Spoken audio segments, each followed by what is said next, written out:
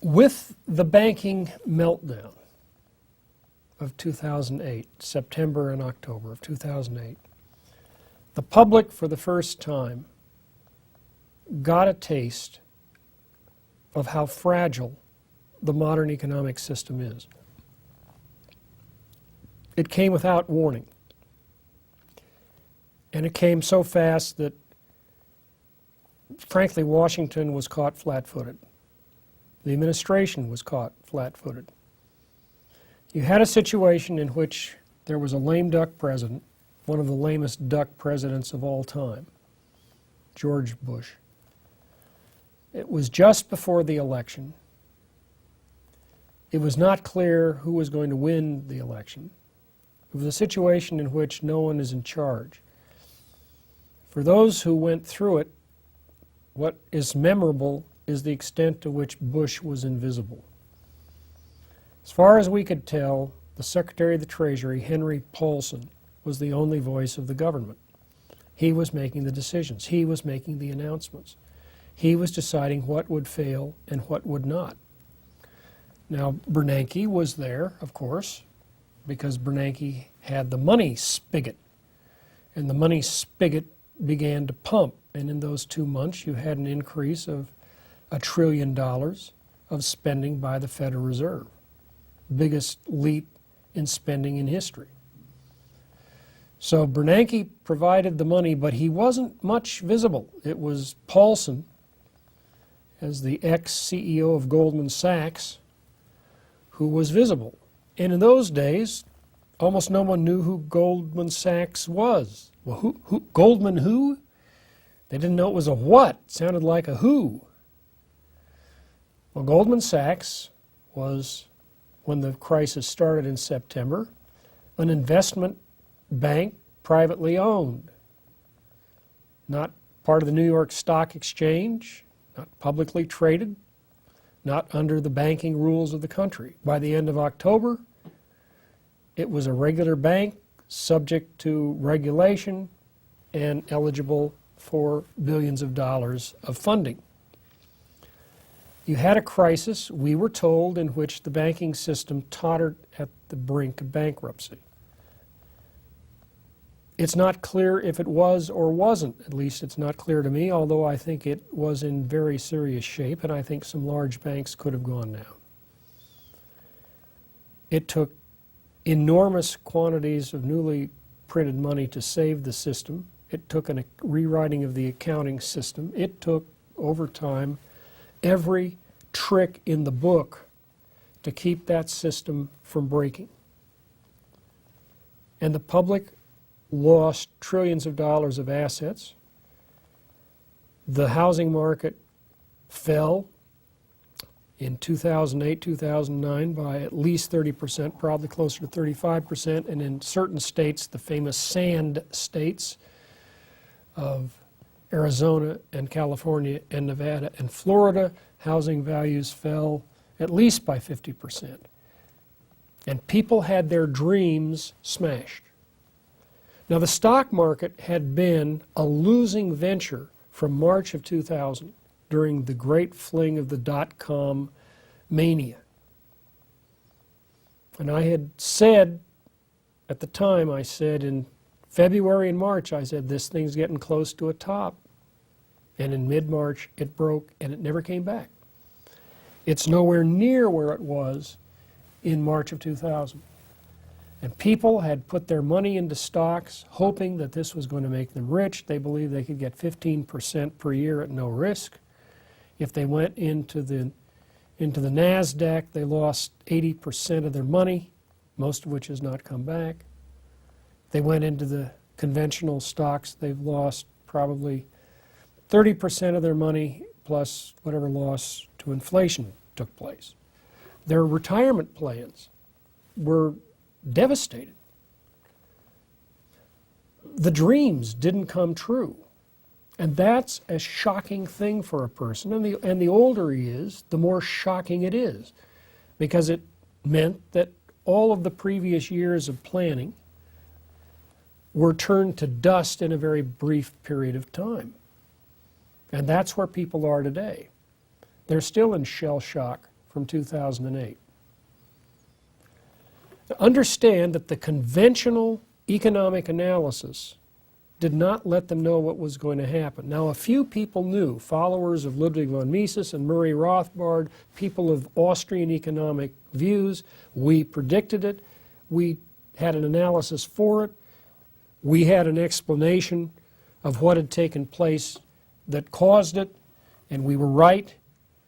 But the Keynesian economists dismissed it. The supply side economists dismissed it. The Chicago School economists dismissed it. None of it was taken seriously in 2007, and now most of the profession has officially gone back to Keynesian policies. Most of the profession now says, well, it was the government spending and Federal Reserve expansion that saved the day. Well, in fact, no economic theory justified what the Federal Reserve did. A doubling of the money supply in a matter of months, really weeks, of the monetary base, of the money on the books of the Federal Reserve. There's no economic theory, there's no school of thought that in 2007 said, well, we really ought to be prepared for a doubling of the monetary base. That would be a good policy. Nobody said that. So effectively, Keynes has inherited, by default, and most economists at the time said it was necessary that the Fed make the intervention that it did. Most economists at the time said the $700 or $800 billion stimulus from Congress was necessary. Most economists rolled over and played dead. Now, under these conditions, we're now back in terms of the influence of what I would call free market economics, Austrian school economics. We're now back, in one sense, to where we were in the 1940s. But that really isn't true. That really isn't true. Because now you have the Mises Institute, Mises.org, you've got LewRockwell.com, highly, highly placed in terms of the ranking of the number of people who visit the sites. You have hundreds and hundreds of books being reprinted, available free of charge on the Mises.org site. You have YouTube, where people can get out an alternative view. People know Mises today who did not know Mises in 2007. This is an advantage. So in terms of the people who have heard about Austrian economics, we are way ahead of where we were even in 2005. In terms of the influence, we're still as far into the wilderness as we were when Mises was teaching economics at NYU in 1944 as an unknown visiting professor. We are still outside the Beltway. We are still outside the courts of public opinion.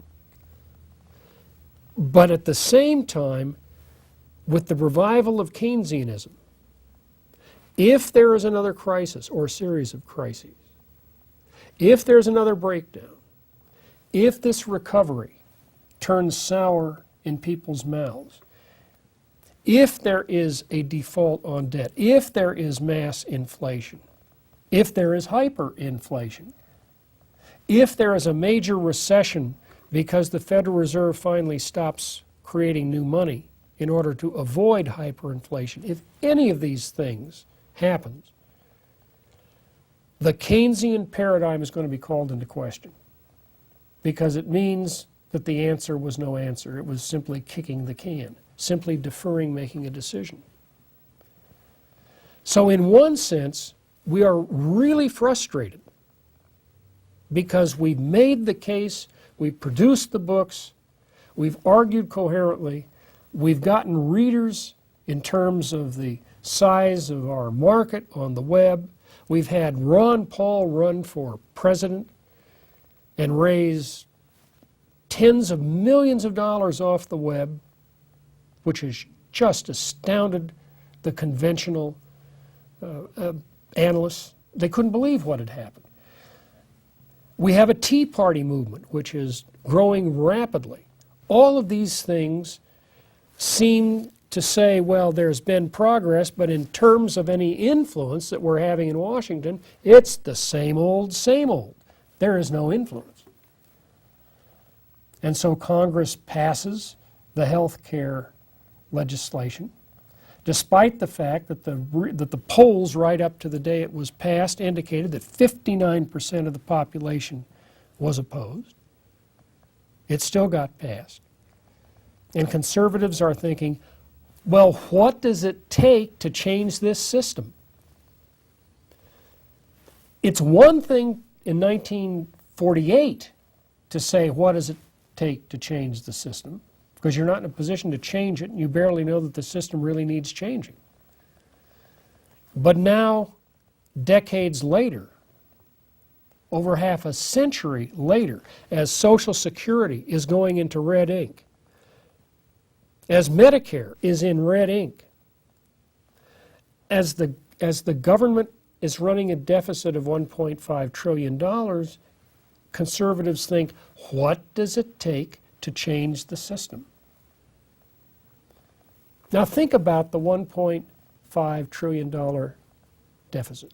What does that really mean to a family? Have you ever run the numbers? The average guy doesn't run the numbers, doesn't think anything about it. Here's what's happened. $1.5 trillion divided among 300 million Americans, men, women, and children, is $5,000. So in fiscal 2010, every American has against his future earnings a debt of $5,000 in addition to what he had the year before.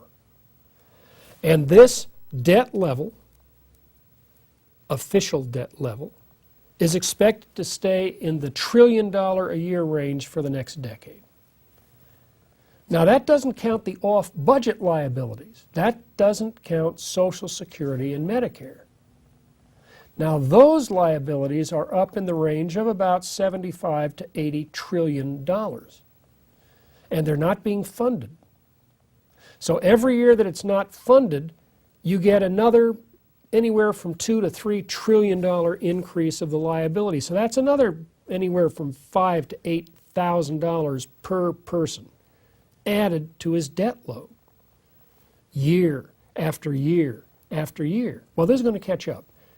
They cannot kick the can forever. They can kick the can a long time. They can defer making a decision for a long time. Congress will defer making a decision for a long time, but at some point they cannot kick the can any longer. And when that happens, then we're going to see a political crisis. And when that happens, the question is, will conservatives finally be in a position to do something about it? Things can happen very fast. And do happen very fast. Certainly happened in late 2008. It happened real fast, matter of weeks, and the whole political and economic landscape was transformed in just a matter of weeks. So there can be changes. You can get into a crisis situation in which it is impossible for the incumbents to defer it any longer. And then somebody is going to have his ox gored. Probably a whole lot of people. Somebody's dreams will have to be sacrificed for somebody else's dreams, and that becomes a political question. There is more anger than I have ever seen in my 50 years inside the conservative movement right now. I have never seen this degree of anger among the general public. In early 2009, there was nothing known as a tax revolt called the Tea Party movement. It didn't exist. And on the basis of one interesting symbol, the old Tea Party, 1773, there has been the spread of a movement that is not yet organized, not yet mobilized, certainly not experienced politically, amateur movement of enraged people. And a poll was taken within the last few days of the time I'm giving this presentation. scientific poll, as far as we know, is an accurate poll. It's taken by the Bloomberg organization. The results have just been released. They asked how many people thought of themselves as either part of the Tea Party movement or sympathetic to it, and the number was 26% of the population. Early 2009, no such movement.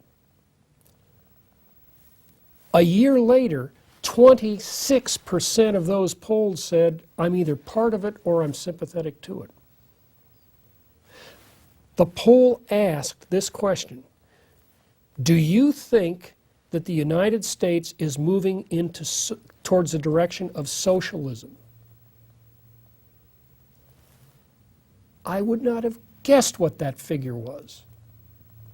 58% of those polled said we're moving into socialism. Inconceivable a year ago. Not on anybody's radar, the transformation. This has not been done in an organized way. It has been done by the internet, by radio, by people listening to other people who are getting it off of YouTube. All of this is outside the control of the standard media. It's not available on the media. Your standard Keynesian media, mainstream media, is simply not talking about this level of change. This is rage. People have said the country is going in the wrong direction. People have said we're spending ourselves into oblivion. This was the conservative line 60 years ago, and it took that entire period finally to get to the point where millions upon millions of Americans are saying we are headed for a crisis based on deficit spending, which of course we are. And the economists aren't saying it, not even the conservative economists, except for the Austrians. The press isn't saying it. You don't hear it in the pulpit. You don't hear it from any of the established institutions. But you know beyond a shadow of a doubt now that this is what people believe. So that this transformation of opinion has come, as we say, and as we always love to say, under the radar. This has taken place based on new media, low-cost media, in which everyone can participate. This is taking place on Facebook, which is now, I think, the #2 rated site out of the how many 100 million sites out there. Facebook is up around #2. Twitter and MySpace are also very high in terms of the rankings. Social media, which did not exist 5 years ago, social media are enabling people to communicate, send each other links and videos. And the rage is growing. So where are we? Where are we? We start in 1773, or really 1765, with the Stamp Act crisis, a tax on pieces of paper, which makes the editors of newspapers mad, and it makes the lawyers mad.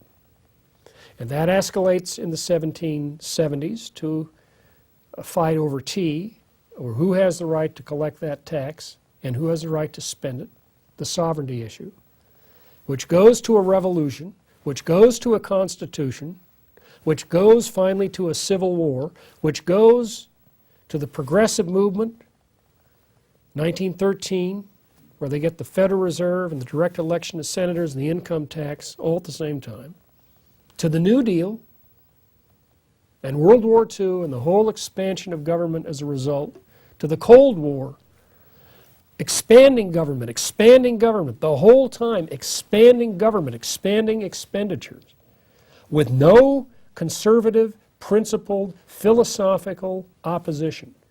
The churches not fighting it, the churches going along with whatever the general population says ought to be the way that we move. There's no institutional response in terms of effective opposition. For decade after decade, there's no opposition. There's no philosophically grounded opposition of the conservative movement. There really isn't today, even.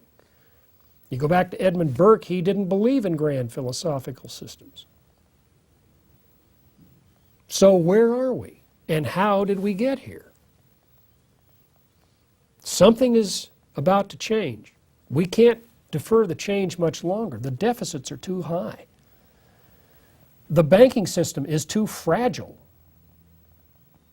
The healthcare system is being challenged. These things can't be hidden under a rug much longer. And yet, in terms of fighting it, we still seem as helpless as ever before, and there's no attempt to roll it back. There's no suggestion politically, other than Ron Paul saying going back to the Constitution. There's no political force that says, on principle, we've got to shrink the state. We've got to take away its power to tax. Even his campaign to end the Fed is almost amazing. An organization generally that was sacrosanct, but nobody has a real plan on how we end it, or if it can be ended. At least the phrase is out there. And so that's an improvement, but it's an improvement of enormous frustration. People who didn't know about this now know about it, and they think, how can we roll it back? And there seems to be no way of rolling it back. So what happened? Well, you have to go back to the three questions and the three pursuits.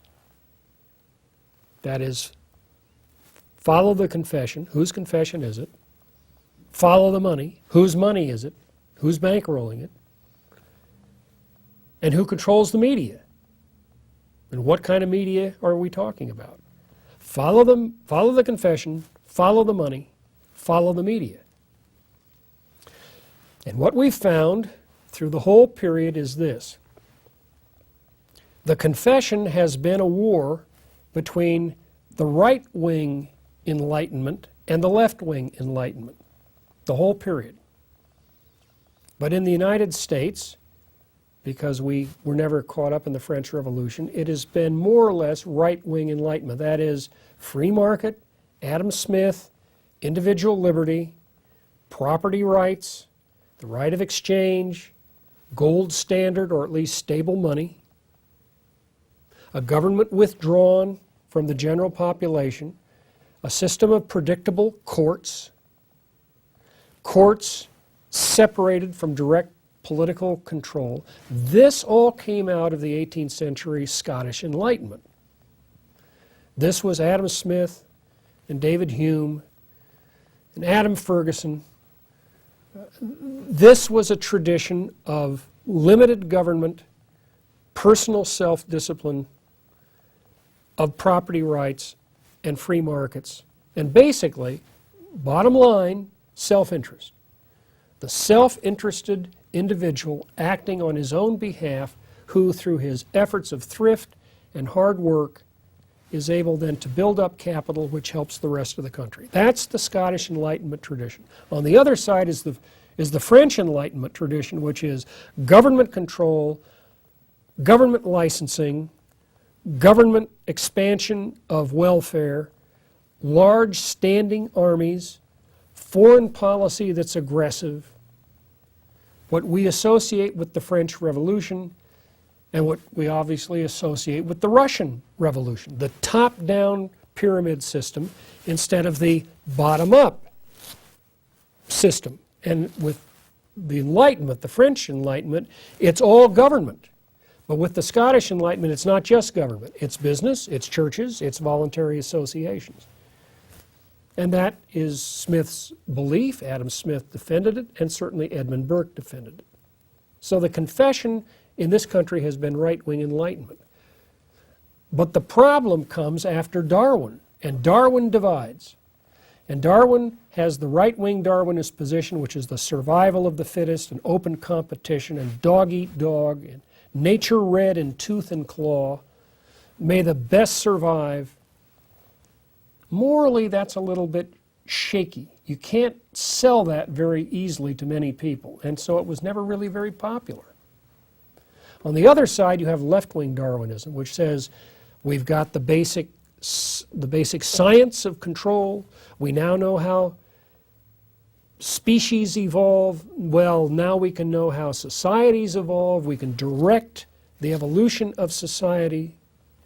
We have an elite group of planners. We have an educational system which favors central planning and favors the elite in their attempt to run the society more effectively. You have what is essentially the left-wing Enlightenment of the French Revolution, but it comes to this country in the name of Darwinism and Darwinian planning, Darwinian central planning. And this becomes the dominant outlook of the intellectual class. And it begins popular, in terms of popular appeal, it spreads from probably 1900 to the point in 1912 where all three presidential candidates hold to this view. All three of them are progressives. All three of them want expanded federal power over the economy. So by 1913, the left wing of social Darwinism is in control politically, and that doesn't change.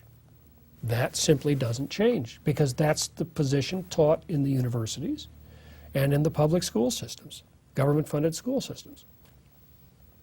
So the confession has moved from the old right-wing Enlightenment position, free markets, limited government, self-government, that position, which was popular through the first century of the country, slowly has moved now to something different.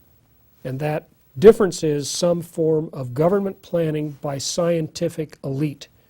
And if you don't think that's true, think of how everybody blames the success of the recovery on the Federal Reserve, and somehow never gets around to saying, but the crisis took place under the Federal Reserve. And they do say it, but they don't really blame the Federal Reserve. They blame other things, greed and bankers, all that. They don't really challenge central banking as the source of the problem, and yet central banking was the source of the problem. So we're still trapped not in the left-wing Enlightenment directly, but left-wing Enlightenment by way of Darwinism. Now, whose money? Well, in the conservative movement, it was little people's money, up to really 63, 64. It was little people. And after 64, more and more, it was neoconservatives. They had money, they had education, they had contacts with money, and that conservative movement, in some cases, was positive in terms of saying the Great Society is not working, but it never broke with the New Deal. And it is much more aggressive in terms of foreign policy. And so in terms of what we would say is the old American tradition of limited self-government and shrinking the government, nobody wants to shrink the government back to where it was 10 years ago, let alone back to where it was in 1930 or 1910. There's no case out there in the neoconservative movement for that kind of shrinking of the state. Oh, it's the little people again who are saying end the Fed. That's not part of the neoconservative movement. That's little people saying we've been had again. Now what about the media? There has been the big transformation. We can get in. It's open entry now. It wasn't with radio. It really wasn't, obviously, with television. It wasn't with book production. It wasn't with magazines on the newsstand. There we were locked out. We had freedom of the press, but no press. But now that's changed. And that is the heart of what is changing in America today. This total transformation of the media. Follow the media. If you follow the money, you're going to get back to little people. There's no big money out there. If you follow the confession, it's divided, and the liberals control the dominant profession, which is central planning and elite planning of one kind or other. But if you get to the media, in that area, we have the advantage, as we have never had it before. And I'll be talking about that in the next section.